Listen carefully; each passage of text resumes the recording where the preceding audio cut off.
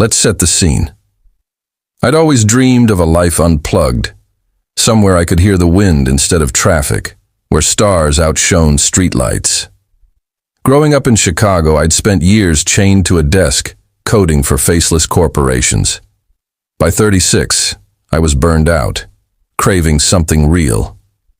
That's when I found this 50-acre gem in Wyoming, rolling hills, a babbling creek, and a view that could make you forget the world's problems. It was perfect, except for one tiny issue: a neighboring HOA community, Meadow Hills, whose 10-acre common area of picnic spots and walking trails sat squarely on my deed. The previous owner, a grizzled rancher named Hank, had sold me the land with a chuckle. "Those HOA folks think they own the common area," he'd said, handing me the deed. Never bothered to tell him otherwise. I figured I'd keep the peace and let them use it. After all, I had 40 other acres to roam. So I focused on building my dream. An 800-square-foot cabin, all cedar and pine, with a wraparound porch and a wood stove that could warm your soul. I hauled every beam myself, learned carpentry from YouTube, and powered it with solar panels. It wasn't just a house, it was my freedom. But Karen, she hated it. From the moment I hammered the first nail, she was on me like a hawk. "Your cabin's an eyesore," she'd screech, claiming it devalued her cookie-cutter neighborhood a mile away. She'd send certified letters about unapproved structures, leave voicemails about my unauthorized gravel driveway, and once even measured my fence posts to ensure they met some obscure HOA rule. I'd smile, nod, and ignore her. My land wasn't under HOA control. County records confirmed it. But Karen didn't care about facts. She cared about control. The morning of the showdown, I was splitting firewood, the crisp October air filling my lungs. My dog, Rusty, lounged nearby, chasing shadows. Then I heard the crunch of tires. Karen's gleaming SUV roared up my driveway, kicking up dust. Behind her, a sheriff's cruiser pulled in, and a deputy stepped out, looking like he'd rather be anywhere else. Karen marched toward me, her heels sinking into the dirt. "This is it, Jake," she spat. "Your illegal cabin's on HOA land. I've got a demolition order, and the sheriff's here to enforce it. Pack up or it's coming down in 30 minutes. I raised an eyebrow, glancing at the deputy, a guy named Harris with a tired expression. "That true, deputy?" I asked, calm as could be. He shrugged. "She claims this cabin's unpermitted and on her land. I'm just here to check." Karen smirked, clutching her clipboard like a shield. I set my axe down, took a sip of coffee, and grinned. "Deputy, you might want to call the county. This land's mine. All 50 acres, including their so-called common area." Karen's face froze. "That's a lie," she snapped. "He's a squatter." I just leaned against my porch railing, ready for the fireworks. Deputy Harris wasn't here for Karen's drama. He was a lanky guy, mid-40s, with the weary look of someone who'd dealt with too many petty disputes. "Let's sort this out," he muttered, pulling out his phone to call the county assessor's office. I handed him my deed, a pristine document I kept in a fireproof safe for moments like this. The paper crinkled as he unfolded it, scanning the legal jargon that mapped out my 50 acres, including the 10 acres the HOA claimed as their common area. Karen scoffed, her voice dripping with disdain. "That's fake. He's a squatter, trespassing on our land." She jabbed her clipboard toward me like a sword, her face flushed with certainty. I stayed calm, leaning against my porch railing, coffee mug warm in my hands. Rusty, my golden retriever, sensed the tension and plopped down beside me, tail thumping the wooden planks. The morning sun glinted off the creek in the distance, and a hawk circled overhead, indifferent to the human circus below. I glanced at Karen, her perfectly coiffed hair starting to fray in the breeze, and couldn't help but feel a twinge of amusement. She'd built her little HOA fiefdom on bluster, and now it was about to collapse. Harris held up a finger, signaling Karen to quiet down as he spoke to the county clerk. "Yeah, parcel number 47392088. Can you confirm ownership?" he said, reading from my deed. Karen folded her arms, smirking, convinced she'd won. "You're wasting everyone's time," she hissed at me. "Our HOAs maintained that. Common area for years, picnic tables, trails, even a gazebo we funded with dues." I shrugged. "Maintained? You mean mowing my grass for free? Mighty kind of you." Harris shot me a look, the corner of his mouth twitching like he was fighting a smile. The call dragged on, the clerk pulling records from dusty files. Karen paced, her heels clicking on the gravel, muttering about legal action and incompetent. Officials. I sipped my coffee, savoring the moment. I'd checked the deed a dozen times when I bought the place, knowing land disputes could get messy. Hank, the old rancher, had warned me the HOA's claim was shaky, based on an old lease. He'd never renewed. Their common area, their pride and joy, was legally mine, and I had the paper to prove it. Finally, Harris hung up. He turned to Karen, his face neutral, but his tone firm. "Ma'am, county records show Mr. Jake Thompson owns this entire 50-acre parcel, including the 10 acres your HOA calls its common area. No permits required out here. It's private land, outside county zoning." Karen's jaw dropped, her clipboard slipping slightly. "That's impossible," she spluttered. "We've used that land for decades. We built trails, planted trees, paid for upkeep." Her voice rose to a near shriek, and Rusty lifted his head, ears perked. I couldn't resist. "Sounds like you've been real good stewards of my property, Karen. Maybe I owe you a thank you note." Harris coughed, covering a chuckle. Karen's face turned beet red, her eyes darting between me and the deputy like a trapped animal.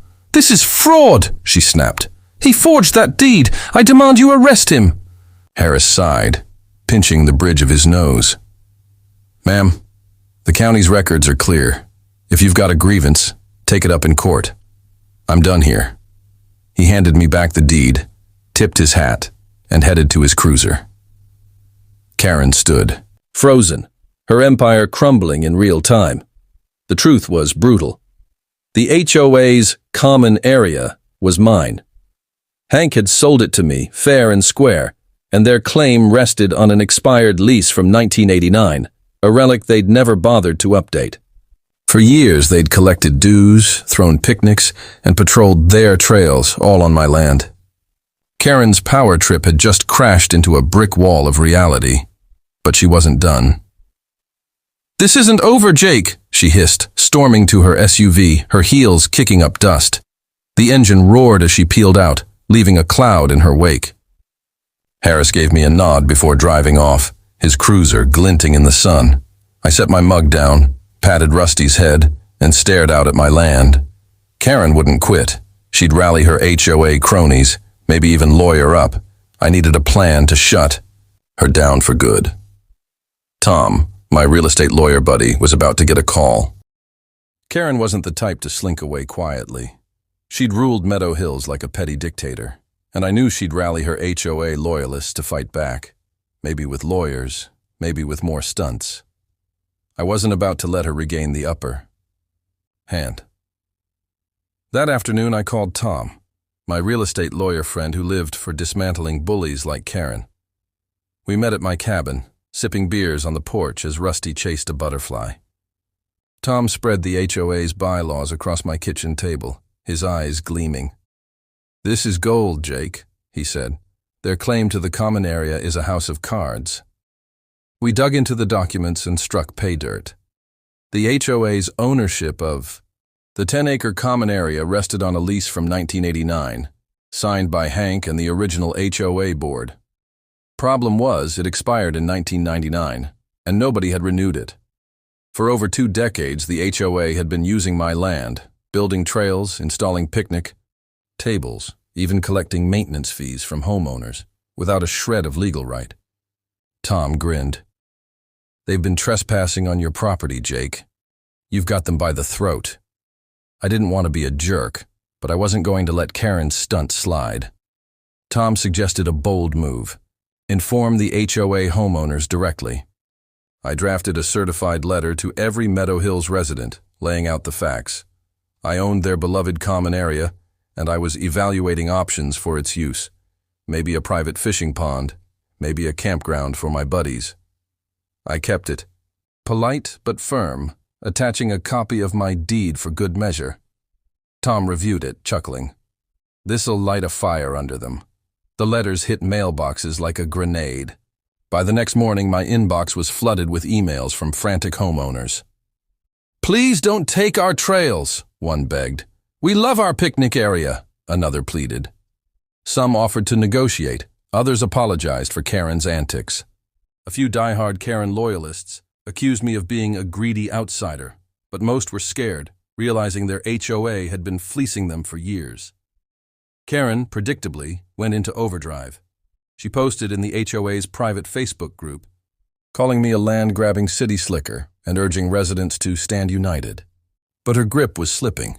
People were tired of her endless fees, surprise assessments, and power trips. I decided to strike while the iron was hot. The HOA's next meeting was in 3 days, and I wasn't waiting for an invitation. I showed up at the community center, a bland building with flickering fluorescent lights clutching my deed. The room held about 30 homeowners, their faces a mix of curiosity and dread. Karen sat at the head table, flanked by her loyalists, glaring daggers as I walked in. I didn't wait for permission. "Folks," I said, holding up the deed, "your common area, the trails, the gazebo, all of it, is on my land. Has been since I bought this ranch. Your HOA's been using it without a lease for 20 years. The room erupted in gasps and whispers. Karen leapt up, banging her gavel. "This is a private meeting. You're trespassing." But Carl, a retired teacher with a no-nonsense vibe, stood up. "Sit down, Karen," he said. "We've heard enough of your bullying. Jake's got proof. Let's hear him out." The crowd murmured agreement, and Karen's face flushed. I laid out the facts, the expired lease, the county records, my legal rights. I wasn't cruel, just clear. "I could fence off that land tomorrow," I said. "But I'd rather work with you, without her." I pointed at Karen, and the room buzzed. Carl spoke up again. "Karen, you've been charging us maintenance fees for land we don't own. You threatened Jake's home with no proof. Step down, or we'll vote you out." The room exploded in chatter, and Karen's loyalists tried to defend her, but the tide had turned. Her reign was over, and I'd just lit the match.